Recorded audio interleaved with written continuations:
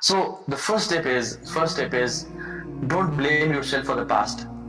جو آپ نے دن گزار لیے پہلے، جو پہلے 10 دن 20 دن جس طرح سے گزر گئے، اگر آپ if you have been lagging, if you have been lazy، اگر آپ نے اس طرح سے نہیں گزار سکے وہ دن جس طرح سے آپ چاہتے تھے، آپ سوتے رہے، آپ نے عبادت نہیں کر سکے، آپ تہجد 11 رکعتیں نہیں پڑھ سکے، آپ قرآن کی تلاوت اس طرح نہیں کر سکے، don't blame yourself for the past. rather move ahead, move forward. Fuzail ابن عیاض رحمہ اللہ، ابو العلی انہی کو نیت ہے، ایک دفعہ گزرے تھے تو ایک شخص بیٹھا ہوا تھا اور اس شخص نے پوچھا کہ آپ کی کیا عمر ہے؟ تو اس نے کہا کہ میری عمر 60 ایئرس ہے. 50 یا 60 ایئرس بولا اس بندے نے. تو فضیل ابن عیاض رحمہ اللہ نے کہا کہ آپ تو رب سے بہت جلد ملنے لگے ہیں. اور فضیل ابن عیاض رحمہ اللہ نے اس حدیث کی بیسس پہ کہا تھا جو سے ترمذی کی حدیث ہے، جامع ترمذی کی حدیث ہے، اور اس کے راوی ہیں ابو ہریرہ رضی اللہ عنہ.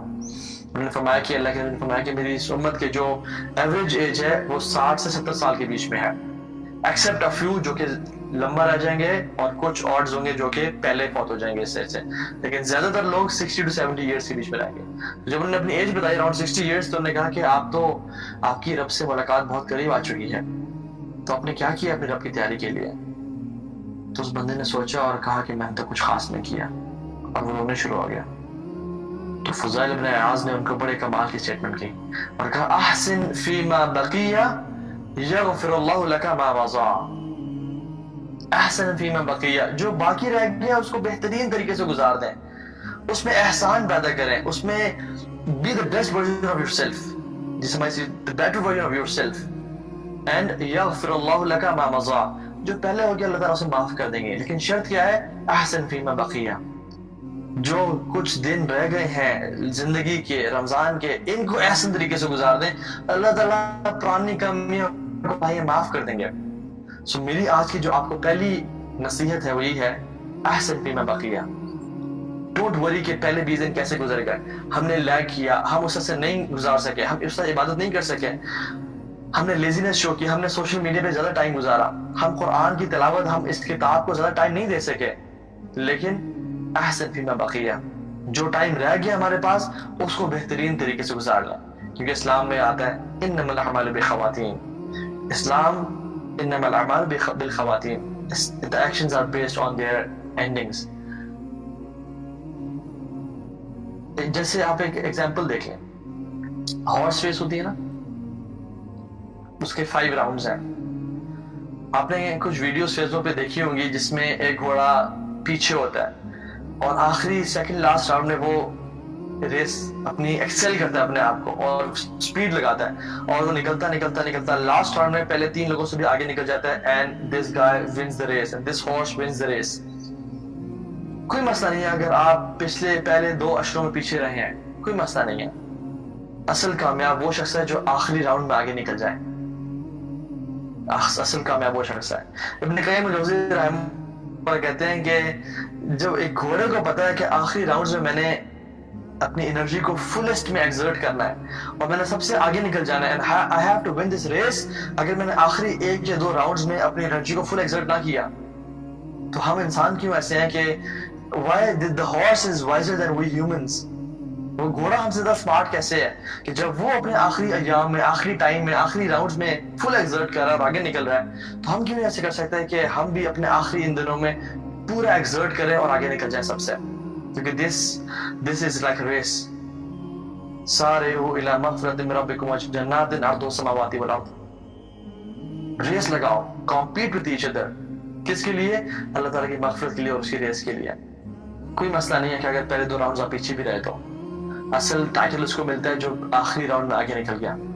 وہ شخص جو پہلے 2 راؤنڈ میں سب سے آگے رہا وہ کلیم نہیں کر سکتا کہ میں فرسٹ آیا ہوں، میں فرسٹ مجھے آنا چاہیے کیونکہ میں پہلے 2 راؤنڈ میں تو آگے تھا، لیکن کیا ہو گیا اگر میں تیسری راؤنڈ میں یا آخری راؤنڈ میں پیچھے رہ گیا؟ تو پہلے تو میں آگے تھا. نہیں، he cannot claim that. اور جو گھوڑا پہلے 2-3 راؤنڈ میں پیچھے رہا اور آخری راؤنڈ میں سب سے آگے نکل گیا، he can claim to be the winner کیونکہ وہ آخری میں سب سے آگے تھا. So this Ramazan had 3 rounds. 2 rounds گزر گئے، یہ آخری راؤنڈ ہے. نو پرابلم اگر آپ پہلے 2 راؤنڈ سے پیچھے رہ چکے ہیں، اس راؤنڈ میں آگے نکل جائیں and win this race. And the race is to please Allah subhanahu wa ta'ala, to gather as much as deeds you can. کیونکہ ہمارے درجات ہمارے اعمال پہ بیس کرتے ہیں. اللہ تعالیٰ کے غفور اور غفار اور عفو ہونے کی وجہ سے اللہ تعالیٰ ہمیں انشاءاللہ جہنم سے بچا لیں گے.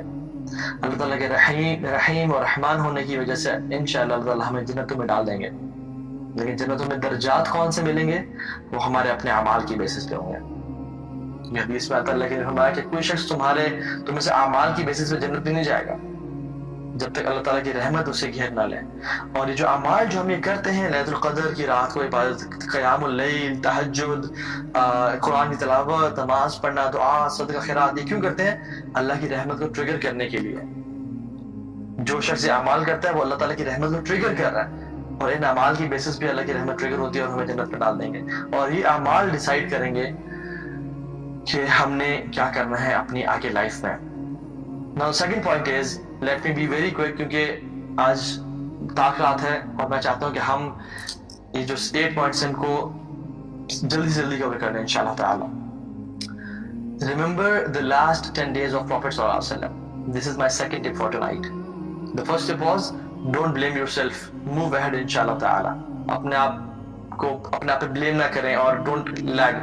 Rather serve that blame as a catalyst کہ میں نے اب لیزی نہیں ہونا اور میں نے آگے نکلنا ہے. The second tip is, remember the last 10 days of our Habib, our Prophet صلی اللہ علیہ وسلم. اللہ کے نبی صلی اللہ علیہ وسلم کیسا کیا کرتے تھے؟ حضرت عائشہ، صحیح مسلم کی حدیث، حضرت عائشہ فرماتی ہیں کہ اللہ کے نبی صلی اللہ علیہ وسلم اپنے آپ کو ڈیووشن میں اور ڈیڈیکیشن میں اور ورشپ میں جتنا ان 10 راتوں میں ایکزرٹ کیا کرتے تھے، کسی اور سال کے حصے میں اتنا ایکزرٹ نہیں کرتے تھے. اور تو اللہ کے نبی کی عبادت آپ دیکھ لیں، عام دنوں بھی کیسی تھی، ان کے پاؤں سوج جاتے تھے. حضرت عائشہ نے کہا یا رسول اللہ تعالیٰ نے تو آپ کے پچھلے اور اگلے تمام گناہ معاف کر دیے، اب کیوں آپ ایسا کرتے ہیں، اتنا کیوں عبادت کرتے ہیں؟ اللہ کی بھی کہتے ہیں افلا اکون عبدا شکورا، اے عائشہ میں اللہ تعالیٰ کا شکر گزار بندہ نہ بنوں. لیکن رسول اللہ صلی اللہ علیہ وسلم اتنے بڑے عابد، دنیا میں ان سے بڑا کوئی عابد اور زاہد اور متقی پیدا نہیں ہوا، ان 10 دنوں میں سب سے زیادہ ایکسل اور ایکزرٹ کیا کرتے تھے. Because he was the smartest of mankind. ان سے زیادہ سمارٹ کوئی انسان آج تک پیدا نہیں ہوا.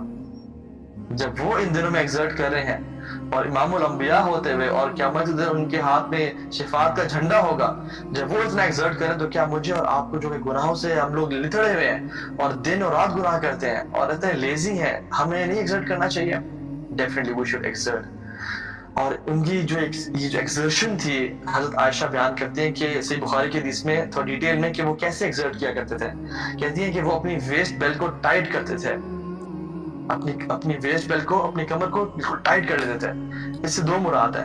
ایک تو یہ کہ وہ جو کہ اعتکاف میں ہوتے تھے تو اپنی بیویوں کے ساتھ ریلیشن شپ قائم نہیں کرتے تھے، اور دوسری چیز جو کہ فزیکل اسپیکٹ ہے اس کا، وہ مینٹلی اور فزیکلی اپنے آپ کو پریپیئر کرتے تھے کہ اب جو 10 دن آ گئے ہیں، there is no time for relaxation. ان دنوں میں I have to give it my best shot.